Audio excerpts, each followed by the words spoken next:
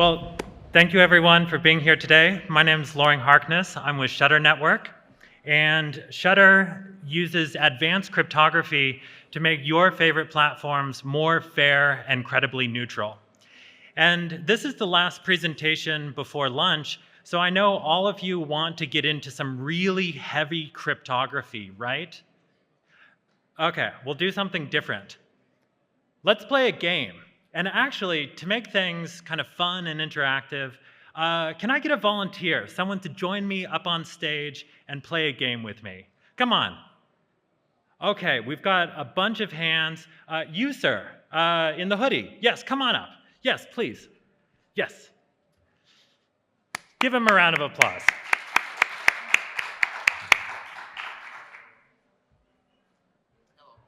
Thank you for joining me. So the game we're going to play today is a very complicated game. It's called rock, paper, scissors. The game rules are really complex. Basically, you have two players, and on the count of three, we're each going to show our hand. There's three hands: rock, paper, and scissors. Rock beats scissors, scissors beats paper, paper beats rock. If there is a tie, you have an instant rematch. Understand? Okay, let's go ahead anyways. 1, 2, 3. Okay, so I lost.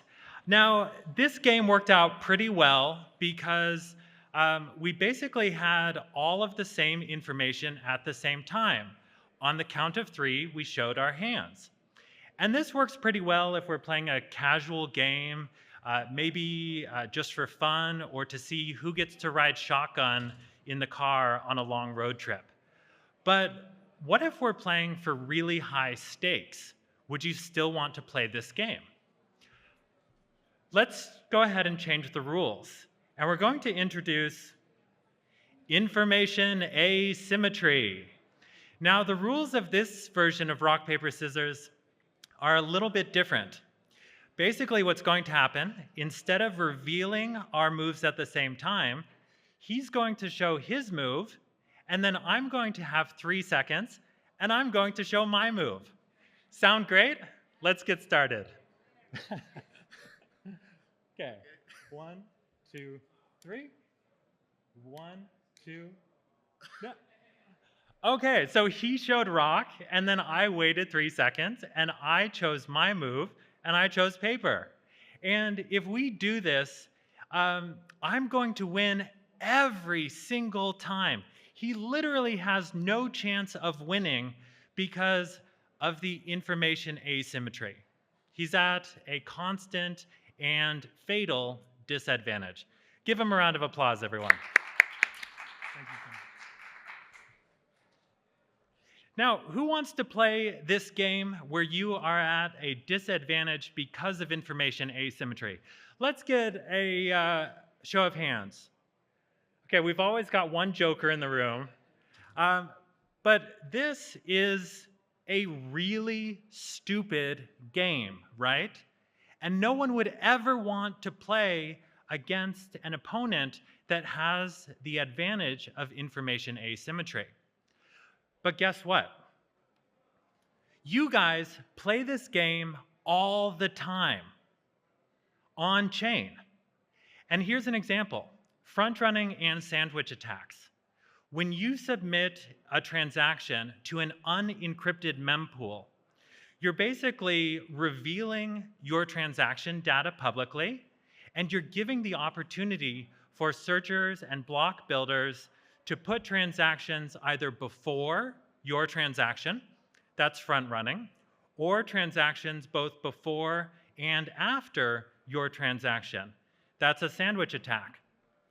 But in either case, they're basically manipulating the transaction order in order to manipulate the price and to give them an advantage and essentially take money from you.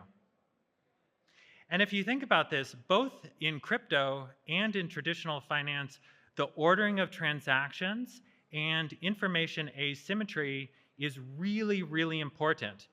And in traditional finance, we have tons of regulations and technological standardization to make sure that no one has a advantage because of information asymmetry. Another example is DAO vote manipulation. So if you're a member of a DAO and you vote using a platform where all of the votes are revealed immediately as they're cast, then everyone can see how you voted, and you can see how they voted in real time. And you can actually use that information to change your vote, or more likely than not, it's actually going to be a voting whale who sees how you voted and then makes their vote accordingly. And being able to see the votes publicly in real time has a lot of disadvantages. One of them is voter critical thinking goes down. Because if I look at votes and I see that everyone is voting yes on a proposal, I'm probably not going to spend a lot of time thinking about how I should vote. I'm just going to vote with the majority. Another example is outright manipulation. And there's two ways that whales can engage in vote manipulation, right? One of them is all of the whales can cast their vote immediately, and then other people, the dolphins and the shrimps, they're going to look at that and they're going to say, there's no way that we can overcome these whales, so we're just not going to vote, or we're going to vote with the majority. The other way to do vote manipulation is even more nefarious. A whale can basically sit on the sideline and wait until everyone else has cast their vote. And if the vote is going their way, they don't need to do anything at all. They can just not vote. But if the vote is going against their way, they can cast their vote at the last minute, potentially determining the outcome. Now, let's fix this game. And so we're going to choose a tried and true solution. We are going to introduce a trusted third party. Yeah, let's give a round of applause for trusted third parties. No one here should be clapping your hands right now. The whole reason that most of us are in crypto is because we don't want trusted third parties. We want to eliminate them. Most of crypto has this cypherpunk ethos of eliminating the middleman, going peer-to-peer, using decentralization as a tool against corruption and the consolidation of power. And so trusted third parties are kind of like a hydra. Yes, they do solve the problem of information asymmetry, but new problems arise in their place. One of them, as I mentioned, is corruption. So let's think about a game of rock, paper, scissors where we are playing for $100 million. Now, let's also imagine that we're going to be hiding or encrypting the moves as they're being made, and then revealing them after both players have shown their moves. But we're going to use a trusted third party to do this. Well, I, as one of the players in rock, paper, scissors, would actually be willing to bribe that trusted third party $99 million for them to leak information about my opponent's move so that I could plan accordingly. And if I were that trusted third party, I would have a really hard time turning down a bribe of $99 million. The other problem is centralization, of course. And this, when we have trusted third parties, they're in a position of power and in a position to extract value. And what this creates is a downward cycle, where the more value they extract, the more entrenched they become, the more powerful they become, and we see this consolidation and centralization of power. And that's exactly what we don't want. So what do we do instead? Well, this is where Shatter comes in as a credibly neutral third party. Shatter uses a commit and reveal scheme basically to encrypt information and then decrypt it at a later point in time. In order to do this on a decentralized and credibly neutral basis, we have a decentralized keeper set which works together to generate the encryption and decryption keys. And they use something called threshold encryption in order to ensure that they're working together. So this means that X out of N keepers need to collaborate in order to generate a decryption key. Of course, we do have an assumption here of an honest majority of keepers, but we also have some other mechanisms to keep them in line. Number one, we have snitching, so that if someone does try to collude, another keeper who is not in on the plot can recognize that and basically rat out the conspirators. The second is we also have a staking and slashing mechanism which creates economic security. So the keepers themselves need to put down a financial deposit, which they will lose if they collude, but also members of the Shatter community can stake financial assets on their preferred keepers who they trust, and that leads to greater economic security overall. And this is a generalized encryption protocol which can be applied to a wide range of different platforms. It basically is encryption as a service which you can plug in. So in the case of front-running and sandwich attacks, we actually launched shutterized Gnosis Chain, or shielded voting on Gnosis Chain in July of this year. And this is the first and only implementation of encrypted mempools on a major blockchain. Basically, what happens now, a user submits their transaction, and it goes to an encrypting RPC, which encrypts the contents of that transaction. It then is added to the mempool, and the builders confirm the order of the transaction in the block without knowing the contents. And since they don't know the contents of the transaction, they don't really know what to do with it. They can't front run it. They can't sandwich attack it. They don't have any good information to censor it. So what they do is they just commit to putting the shielded transactions, the encrypted transactions, at the beginning of the block. And once that transaction is ordered in the block and the order is confirmed, it gets passed to the validator, and the validator, together with this decentralized keeper set, generates and applies the decryption key, and then the transaction is processed as normal. For DAO voting and anti-manipulation, we have had shielded voting on Snapshot live for over 2 years now, and it has been a tremendous success. We have provided encryption services for over 650 DAOs, and we have encrypted over 300,000 individual votes. And the way that this works is a very similar process. When the user casts his or her vote on Snapshot, they immediately encrypt the contents of their vote, so you can't see whether they're voting yes or no or something else. And all of the votes are encrypted for the duration of the voting period.